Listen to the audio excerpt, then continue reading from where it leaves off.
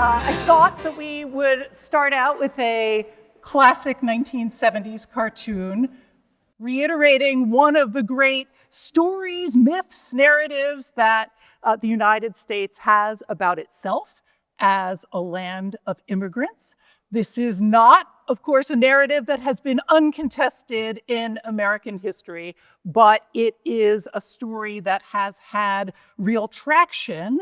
And it's a story that mainly comes out of the period that we're going to be talking about today, which is the late 19th into the early 20th century, the period of mass European immigration into the United States, how it happened, what it meant, and what some of the pushback is. So it is a great pleasure to be up here at the podium at last, and to be able to see all of you out there. David, Blight, and Joanne Freeman set a high bar, and so I am grateful to them for the great lead in to this moment, which is the moment at last that we are going to begin to move from the 19th into the 20th century. And over the next 8 sessions, we're going to get from the 1890s actually all the way up into the 21st century. So we have quite a ride ahead in these last 4 weeks of the class. Before we get started with the full lecture, I just wanted to say a few things about the ways in which 20th century history might be a little bit different from what we've been seeing up to this point. And one of the real pleasures of teaching a class with other people is that you get to learn from them and you get to see some of these broad distinctions that can be made. One distinction is that we're moving into the world of 20th century technologies. So as you've probably seen from the syllabus, we're not only going to be doing readings over the next 4 weeks, but we're going to be engaging with other forms of communication that became so important in the 20th century, especially film, radio, and television as they started to come in. So you're going to have a little bit more of that than before. I should note that in many ways, I also have a slightly harder task by my standards than David and Joanne. You know, Joanne had this nice period from the 1770s to about the 1830s, a good 60-year run. And then David picked up in the 1830s and got us all the way to the 1890s. So combined, they had about 120 years to cover. And now I have about 120 years to cover all on my own. The other distinction that I think is worth keeping in mind is that a lot of the politics, the debates, the institutions that we're going to be talking about over the next few weeks are very much alive in our own time. I think one of the things that you'll start to see is that American society begins to look more recognizable, both in its culture and in its institutions, as well as in its politics. And so some of what we're going to be talking about are still very much live political issues. Now, we are still having debates about the American Revolution, for sure. We're still having debates about the Civil War and Reconstruction. But one of the really fun and exciting things about doing more recent history is that it is still being written and it's still being actively revised all the time. In fact, you know, people often ask, when do historians consider history to start as opposed to what we're living in? People often say, I don't know, about 30 years or whenever the archives opened. I think another good rule of thumb is, you know, anything that happened before whoever's asking that question was born. So we are going to be moving into material that many people in this room might actually remember as a set of living memories. And I thought a good stopping point for all of this would be to get to about 2007 or so, which is by my calculation when the first year students who are in this class were born. And so I'm saying that mostly to shock the older people in the room. So in thinking about this big picture of the 20th century, for which we have 8 sessions together, requires making some choices. And as I've thought about it, one of the big themes that we're going to be emphasizing is the theme of federal power. All right, so we'll get back to that in a minute. But in thinking about how to make choices, what do we want to talk about in the course of this long sweep of history over the 20th century? One of the major themes we're going to be visiting is the theme of federal power, how it has changed over time, how Americans have thought about it, and in particular, how it has changed the meaning of American citizenship, American political participation, and American identity. So some of that is going to entail looking at really landmark moments in federal history, important laws, important turning points over the course of the 20th century. But there's also a larger theme there, which is that in many ways, the story certainly of American government in the 20th century is a story about increasing federal power, increasing expectations on the federal government, and particularly, as we will see, on the American presidency. So we're going to spend a bunch of time talking about that. How did we get from a situation which, as David Blight said in his last lecture, in which the federal government had about 40% of its budget devoted to Civil War pensions. How did we get from that to the world we know today? A few things to say just about my own preoccupations and interests. We can move to the next slide. David has spent most of a lifetime thinking about Frederick Douglass, this towering moral figure. Joanne says that she started thinking about history when she was 14, and she found this amazing character of Alexander Hamilton who really inspired her. Well, for better or worse, a character you might hear come up in a lot of my lectures is this man here, J. Edgar Hoover, who was the head of the FBI from the 1920s through the 1970s. As you can see, I wrote a book about him. He does not have, I would say, the same moral standing in American politics that Alexander Hamilton and Frederick Douglass do, but he is a preoccupation of mine, and he's actually a surprisingly good lens into this big story about federal power in the 20th century. You can go to the next slide. The other thing that you may hear are a few travel previews from a book that I have coming out in April, which is called This Land is Your Land, A Road Trip Through U.S. History. And it is a book that was very much inspired by the same thing and themes that inspired this class.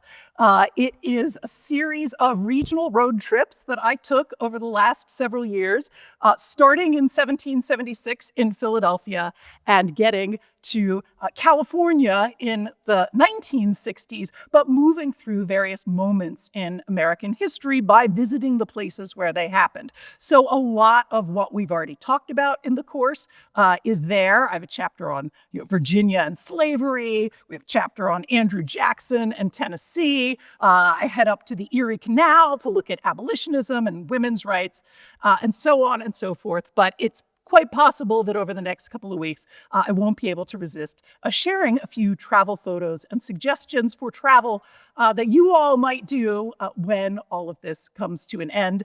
That is a photo of me standing in front of the Statue of Liberty.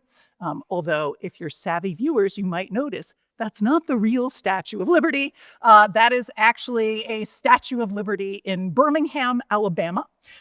And one of the things that I enjoyed doing over the course of writing this book was finding the ways in which the various symbols and statues and monuments and images and themes and words from earlier periods of American history are being repurposed to this day. The book actually starts at Independence Hall in Philadelphia, and it ends at Independence Hall in Orange County, California. I don't know if we have people here from Southern California, but an interesting conservative entrepreneur named Walter Knott in the 1960s decided he wanted to build an Independence Hall for the West Coast. And so there's an entire replica, brick by brick, of Independence Hall standing near a theme park called Knott's Berry Farm.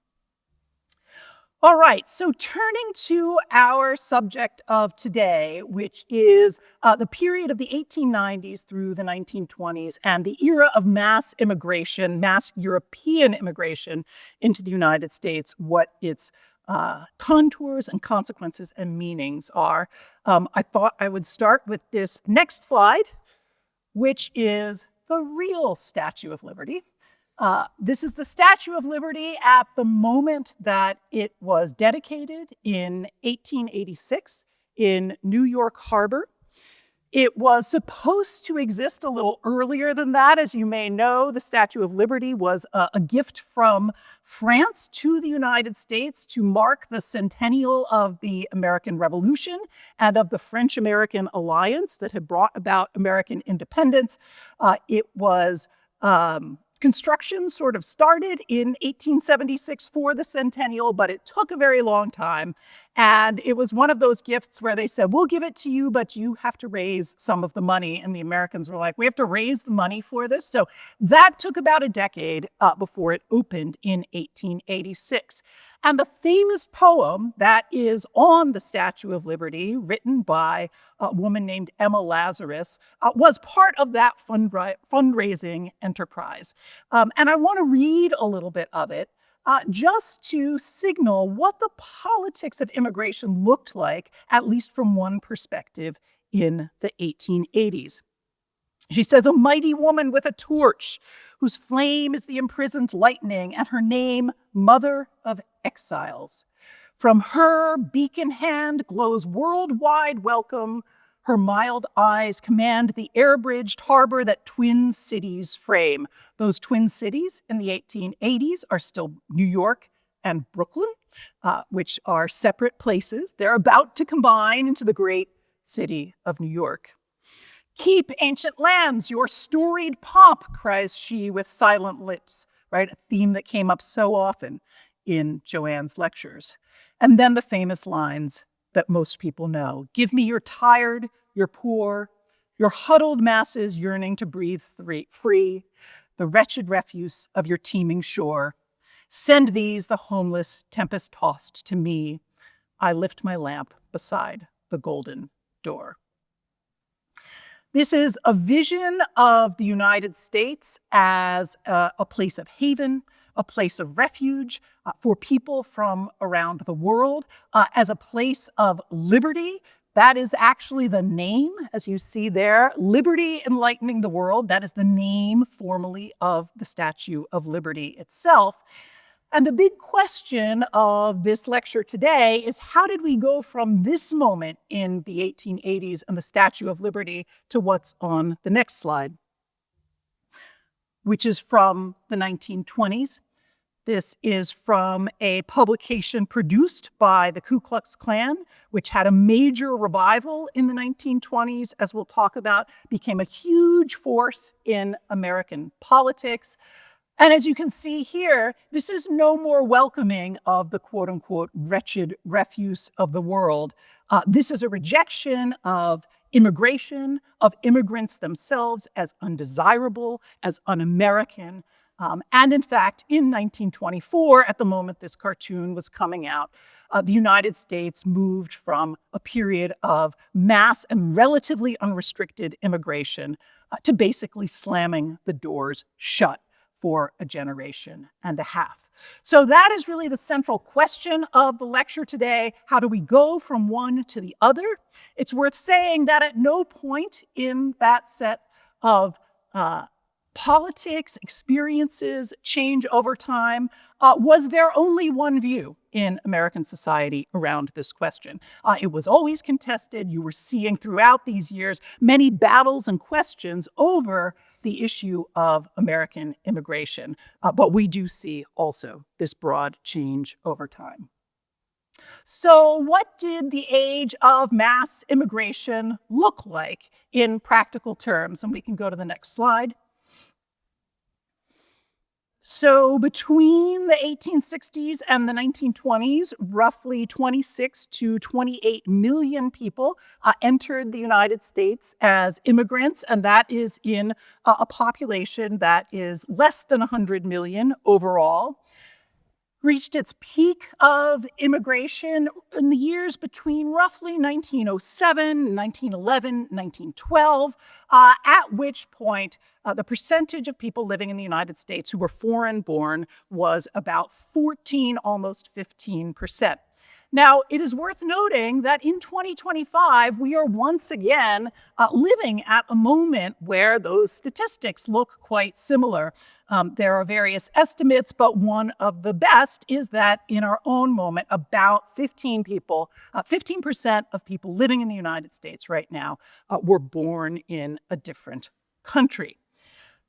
So, of course, there are lots of differences between that moment and ours, including the fact that you have different populations coming. But I think it's worth considering our own moment in relation to this one, and the fact that there are lots of ways that the world that we are living in right now has started to look a little bit like the Gilded Age. In fact, some people have started to refer to our own world as the second Gilded Age. It's not just if you look at immigration statistics, it's also if you look at wealth inequality, if you look at the declining number of people who are in labor unions. There are lots of ways in which we look similar to this period. And so in many ways, perhaps it's no surprise that some of the policies and politics of the Gilded Age have made a revival. Everything from tariffs to other forms of political engagement. So to get into this, if we can go to the next slide, we want to think about who is coming to the United States during these years. And the really important story about the late 19th and early 20th century is that two groups of people start to arrive in large numbers. One are Jews from Eastern Europe and from various parts of the Russian Empire. And the second are Italians and other Southern Europeans, most of them Catholic, who are coming to the United States as well. Now, it's worth noting that often they are coming for very different reasons. As you'll see, if we can go to the next slide, in our reading for this week, Mary Anton's The Promised Land, she is telling a story about her own migration that is about discrimination, that is about being forced into the Pale of Settlement in the Russian Empire, that is about violence and pogroms that are being visited upon Jews in Eastern Europe. And so many people who are living in Eastern Europe are coming here on a permanent basis, seeking to make the United States their permanent homeland. Italians and other Southern Europeans are having a slightly different experience. Often they're coming for much more economic reasons, and therefore there's a lot more interchange back and forth. So to say that this is the period of mass immigration, particularly mass European immigration, is not to say that everyone is having the same set of experiences, or to say that they find the same things when we get here. So I signed the Mary Anton book for this week because I think she's a really interesting character and she's a very interesting way in. So this is a book she wrote when she was a very young woman. She came to the United States from Russia when she was about 10 or 11 years old, joined her father here and came with her mother and her siblings, as you've probably read at this point. And she immediately plunged not only into her own education, but into the world of progressive politics, particularly around immigration, that is central to this moment. On Tuesday, we're going to talk more about progressive politics writ large. This is the conversation that she's involved in, but she thinks that she has a special authority, not only by virtue of her writing voice, but by virtue of her personal experience. And so she writes that book in her late 20s. And one of her claims is that while she's had this very particular experience, she is a woman, she is Jewish, she's coming from Russia, that there's something about her experience that is also universal. And I want to just read a little bit about that. She says, "I am not yet 30, counting years, and I am writing my life history." So good to be a little self-conscious about that to the people in the room who are thinking about writing memoirs in their 20s. Under which of the above categories do I find my justification? She says, "My life has been unusual, but by no means unique, and this is the very core of the matter. It is because I understand my history in its larger outlines to be typical of many that I consider it worth recording. Although I've written a genuine personal memoir, I believe that its chief interest lies in the fact that it is illustrative of scores of unwritten lives. I am only one of many whose fate it has been to live a page of modern history." So as you read the book, I would say read it on two levels. One, it's a compelling and interesting personal story, but really contend with her claim that there's something about this that speaks more widely, and that particularly speaks more widely to the conditions of modern America as they're beginning to emerge during these years. Mention a few other things about Mary Antin. It was interesting to reread her in the context of Frederick Douglass, because, of course, from this title, as well as the broader narrative, she's really telling an Exodus story, a story from slavery to freedom. Might want to think about some connections there. She's interesting because she's not just trying to claim some sort of generalized American identity. She's actually really into George Washington and the American Revolution. And she says, these are my people. This is my inspiration. Now, as you'll see, that's partly because she's in Boston. It's partly because she gets assigned to write about George Washington in her first American public school civics experience. And I think the book is also interesting because it tells us a little bit about the infrastructure that's there both to support and in some cases not support new immigrants as they were coming into the United States during these years. She talks a lot about immigrant aid societies that helped her family actually arrive here. She talks especially about public education. This is really the heyday of the American public school in many ways. It is expanding. There are great hopes for what public education is going to be able to do. One thing that you won't see a lot of, if we can go to the next slide, is the federal government. And that is because though we today tend to think, oh yeah, of course, the federal government takes charge in immigration matters, that really wasn't the case in the 19th century until the 1890s, when Congress passed a law saying we're actually going to take over immigration matters, and then in 1892 opened the first Ellis Island in New York. About 70% of people coming into the United States during these years came through New York, and that meant that most of them were coming through Ellis Island.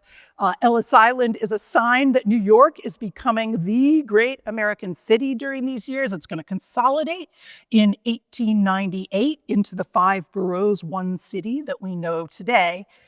But this is also a sign that something interesting is shifting in policies around immigration. Before this moment, it was kind of a free-for-all. The states were basically in charge, and there was this wild profusion of different laws and policies.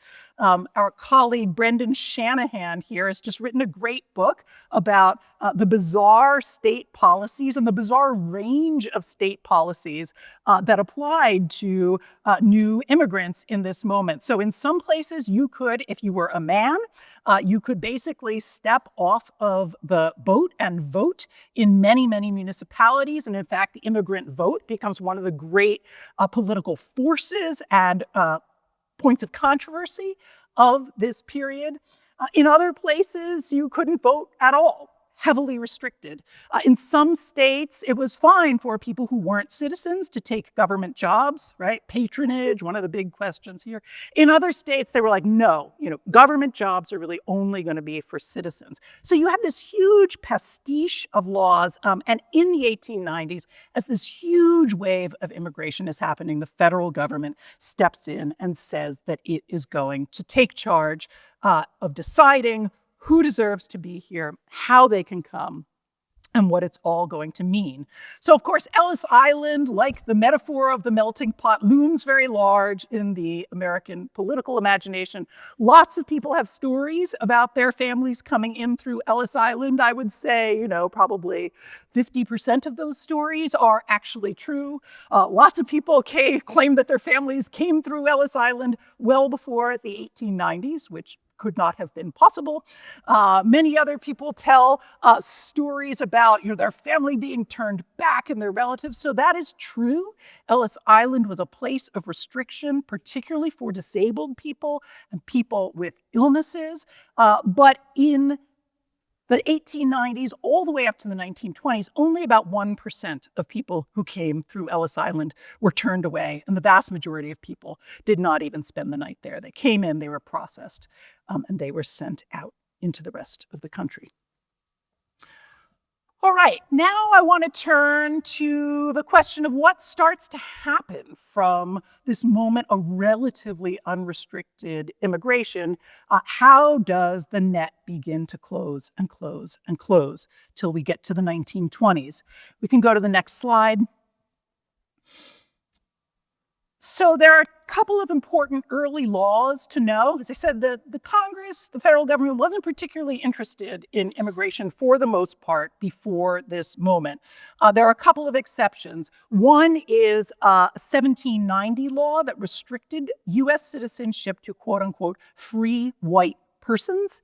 That was one of the founding laws of the United States, and it restricted citizenship to white people.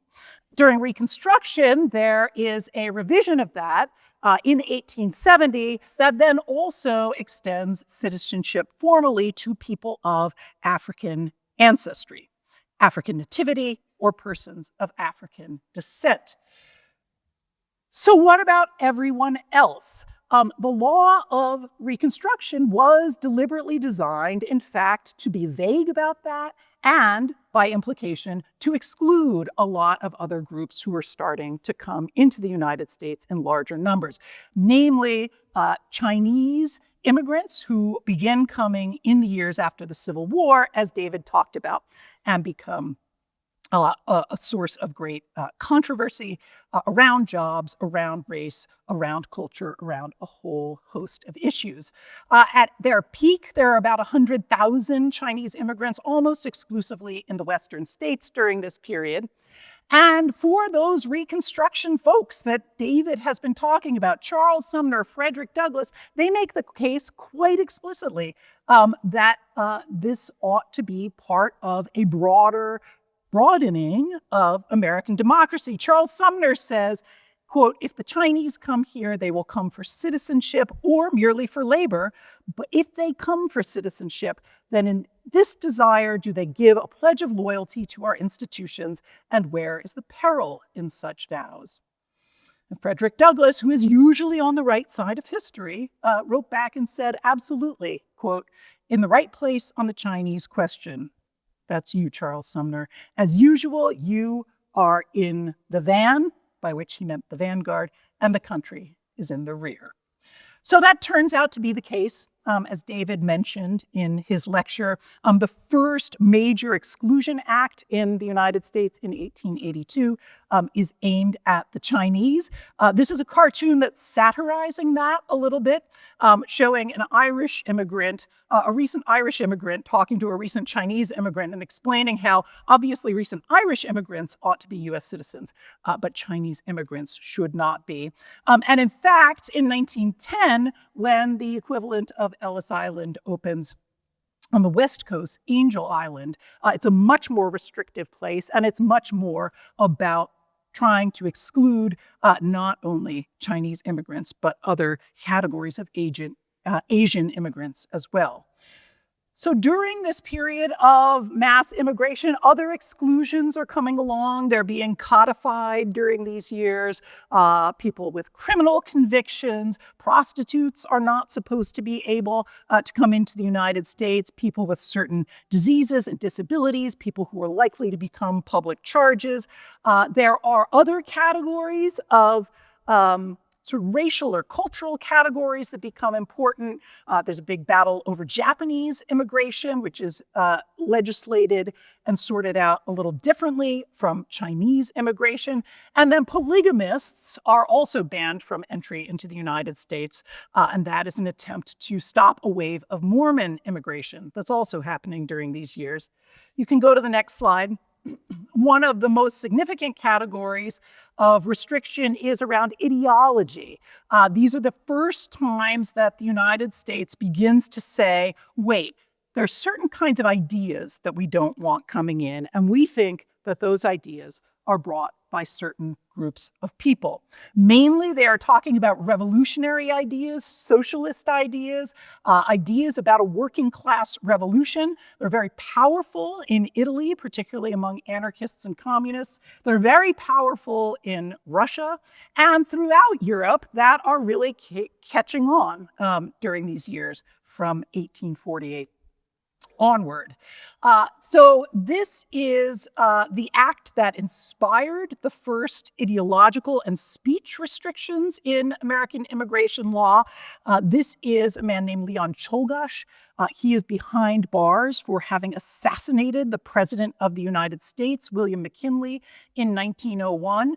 When he killed McKinley, he said, I am doing this in the name of the American working class, right? That I am doing this in the name of class revolution. Now, Czolgosz himself was not actually an immigrant. He was a native-born U.S. citizen. Nonetheless, in 1903, the United States passed a law saying that anarchists in particular were not allowed into the United States, along with, quote, persons who believe in or advocate the overthrow by force or violence of the government of the United States, or of all government, or of all forms of law, or the assassination of public officials. If you can go to the next slide. So those of you who saved your archival project for this final session, one of the collections that you can go to is the collection of the Haymarket Affair that's over there at Beinecke. This is another of these great acts of political violence followed by a political trial that begins to drive a certain kind of anti-radical and anti-immigrant sentiment. This is 1886, the same year that the Statue of Liberty opened. If you can go to the next slide. This was a bomb attack that occurred in Chicago in the midst of a kind of radical working class rally. A bomb was thrown, 7 police officers were killed, 8 anarchists were put on trial for that, though they were not accused of having thrown the bomb. They were accused of having the wrong ideas about bomb throwing and revolution. The great thing that I wanted to point out is that Yale actually has the Haymarket bomb. In the library. So we have the collection of the state's attorney in that trial. And because, process was not so formal in the late 19th century, he kept a lot of the evidence, including these bomb fragments that were extracted from the body of one of the dead police officers and eventually have now made their way to the Beinecke Library. So if you want to go see the Haymarket bomb, you can. A couple of other forms of exclusion that become really important during these years have less to do with immigration than they do with the question of citizenship once you are here. If you can go to the next slide. Women who have no voting rights during this period, and on Tuesday, we're going to talk about women's suffrage. There are a couple of states where that's not the case, but for the most part, women cannot vote during this period. And in 1907, the United States passed a law about women's citizenship that said that the citizenship of any woman in the United States would follow that of her husband. So if you were a woman and you were an American citizen and you married a man who was not an American citizen, you were stripped of your citizenship.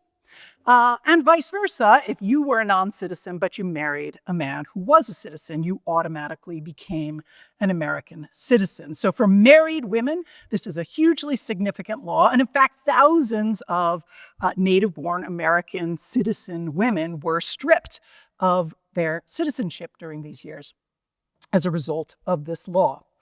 A second important citizenship question that emerges, if we can go to the next slide, is around the imperial territories that the United States begins to acquire, especially after 1898 and the Spanish-American War.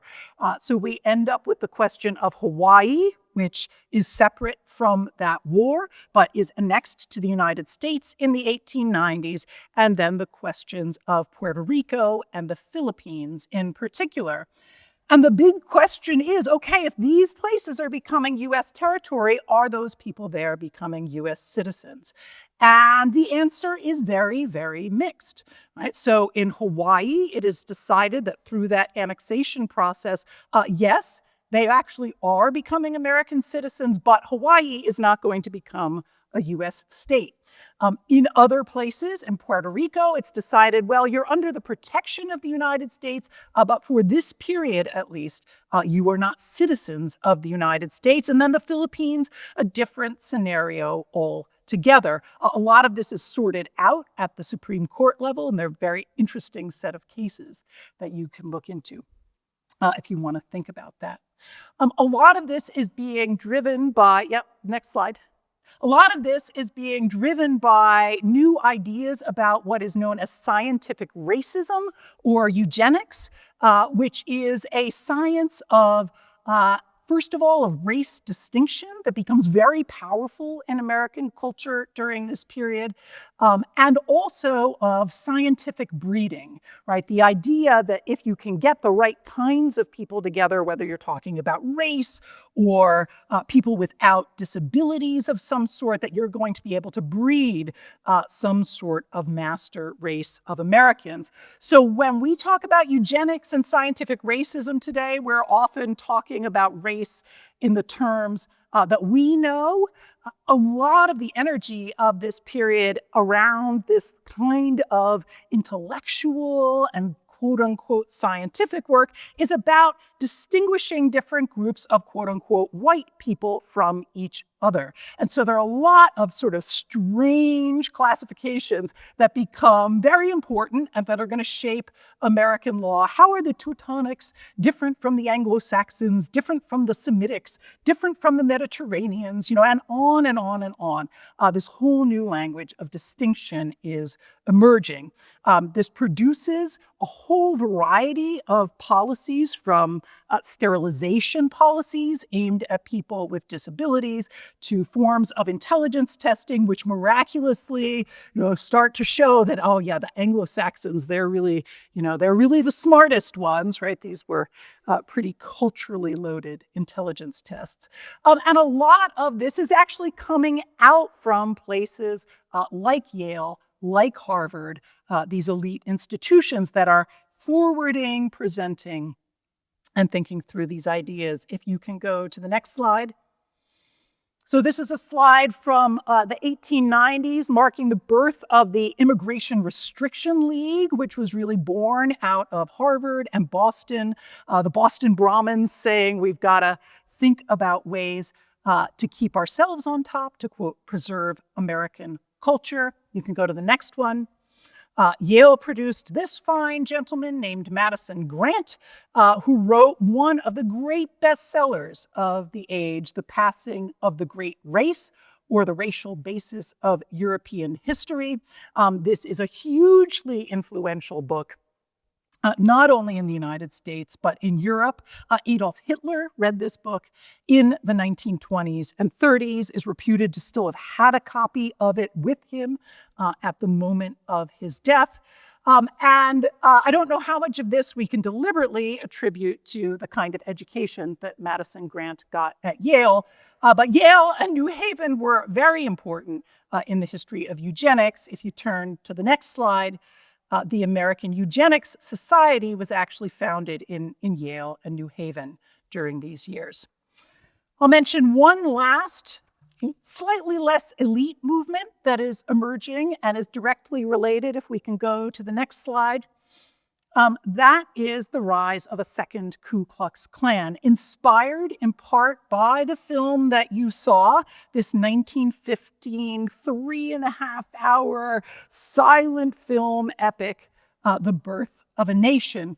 After that film was screened in Atlanta, a group of local men went up to the top of a mountain there called Stone Mountain.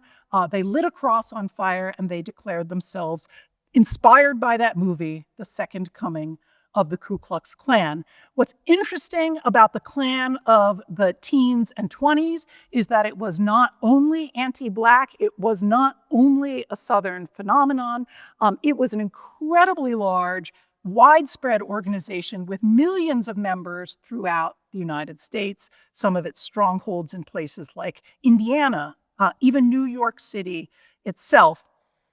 And it was nativist, it was broadly anti-immigrant, it was anti-Semitic, it was anti-Catholic, and it was really kind of a popular version of some of those elite ideas that were emerging from places like Harvard and Yale, though from many other parts of American society too. So for the last part of lecture, I want to turn to the question of how all of this then becomes codified in American law in new ways during and after World War I. But as we do that, it's worth remembering that even as these ideas are emerging, if you can go to the next slide, there is a fierce debate. It is not a fixed question at any moment until we get to that law in 1924 about what's going to happen. Mary Antin herself wrote a new book in 1914 that's a much more political book, really making the case for mass immigration. And I just want to read a little bit about what she had to say. She says, "It should be easy to pick out the true Americans, the spiritual heirs of the founders of our republic, by a simple test of loyalty to the principles of the Declaration of Independence. To such a test are we put both as a nation and as individuals every time we are asked to define our attitude on immigration." So this is her bid in 1914, right? That what matters is whether or not you're going to subscribe to the fundamental ideas that have shaped American history. She says, "The fundamental fact of the immigrant's humanity is well established, and we need only rehearse the articles of our political faith to know what to do with the immigrant. It is written in our basic law that he is entitled to life, liberty, and the pursuit of happiness. There is nothing left for us to do but to open wide our gates and set him on his way to happiness." So that is the state of the American debate in 1914. And then something really important happens, which is the outbreak of World War I and its consequences. And in these last few minutes, I'm going to talk about how we go from that fierce debate to something that looks much more restricted, both in terms of federal law and in terms of broader American society itself. So you can turn to the next slide. World War I think, in American history tends to get a little bit lost in our memory. We spent a lot of time on the Civil War. We spent a lot of time on the heroics of World War II, and then World War I is sort of this strange blip. But if you want any sign of just how much it mattered in its moment, you only need to go to Beinecke Plaza and over to Commons, right? That whole building is a great World War I memorial. Those of you who have not written your memorial paper yet might think about going and actually looking at what's there around Beinecke Plaza, because most of it refers to this moment. Not only Commons, you can go, Commons, and incidentally, the flagpole that's there is a monument to soldiers who fought in the Philippines during the early 20th century, which was a really brutal, graphic war, and is worth thinking about and maybe investigating as well. One more slide on this.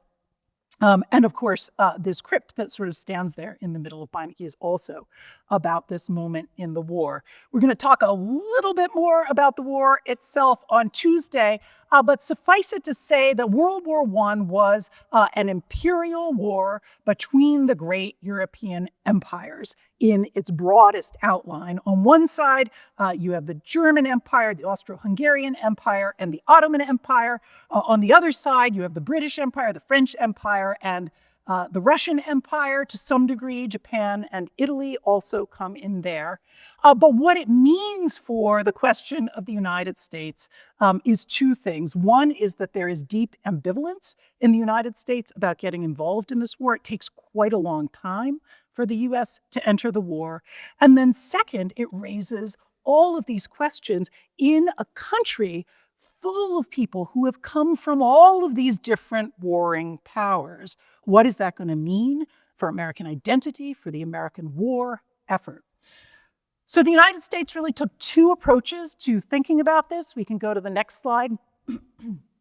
One is that World War I becomes the moment of the birth of modern government propaganda in the United States. And when you get to Walter Lippmann's essay next week, which is the central part of our reading, you will see him wrestling with the ways in which these new forms of communication and propaganda are whipping up all sorts of forces that he finds pretty pernicious in American society. But as you can see, a lot of that propaganda is aimed at this idea of 100% Americanism, that we are this polyglot, pluralistic country, but now we're a country at war and everyone has to sign on, everyone has to be an American, everyone has to show their loyalty to the United States. And what that tells you is that that was not at all certain, right? Irish immigrants were not very excited to go to war on behalf of the British Empire, which had been oppressing Ireland, right? Jews who had just gotten here from Russia are not thrilled at the idea of going to fight for the Russian Tsar, although the Russian revolutions of 1917 play a big role in shifting that kind of opinion. And of course, there are lots of questions, particularly about German loyalty, if you can go to the next slide. And a lot of this propaganda, in addition to emphasizing these American themes, really deploys some of the scientific racism of varying sorts that had been so much part of the culture before that point. But in addition to propaganda, there are serious crackdowns during World War I on any number of groups and individuals. You can go to the next slide. There he is. That's J. Edgar Hoover. That's our first J. Edgar Hoover sighting. So in 1917, though we don't think about it very often, the United States began a program of German internment targeted at particular German nationals who they believed were disloyal or had the potential of being disloyal to the United States. About 10,000 people ended up in internment camps, most of them German nationals. And that was J. Edgar Hoover's first job out of college, quite a job out of college, was to judge who ought to be interned and which Germans were dangerous and which ones weren't. Keep going. We also get a wave of vigilante violence, again, aimed largely, though not exclusively, at Germans, including the lynchings of German nationals, as well as other kind of cultural initiatives to rename German things. So orchestras weren't supposed to play Beethoven or Wagner. If you were eating sauerkraut, you were supposed to call it Liberty Cabbage. There's the sort of funny version of all of that, and then there's a period of deep violence as well. Next slide. Political radicals find themselves under great pressure in the United States, particularly people who spoke out against the war effort. Joanne talked about the Espionage and Sedition Acts of the 1790s. They make a huge comeback in 1917 and 1918. 1917, the Espionage Act, 1918, the Sedition Act, which say that you cannot criticize the government in a time of war. Thousands of people are prosecuted in one way or another, many of them jailed during the war for criticizing the US government, calling for revolution, saying they won't participate in the draft. These are some of the most famous. That is Eugene Debs, the perennial socialist candidate during these years, in federal prison in the early 1920s.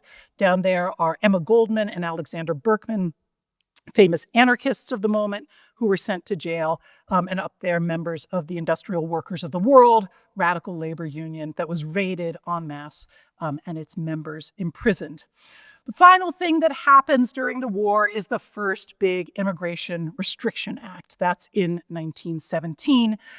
It creates literacy tests for immigrants into the United States. It does not have to be English, but there's now a literacy test. It creates what's called an Asiatic barred zone. So that includes not just Chinese immigrants, but South Asian immigrants, Southeast Asian immigrants, not Filipinos, because they are American during these years, but creates this Asiatic barred zone and gives the federal government the ability not only to imprison or to prevent them from coming, but to actively deport political revolutionaries and other radicals with ideas that they don't like. And then suddenly the war came to an end.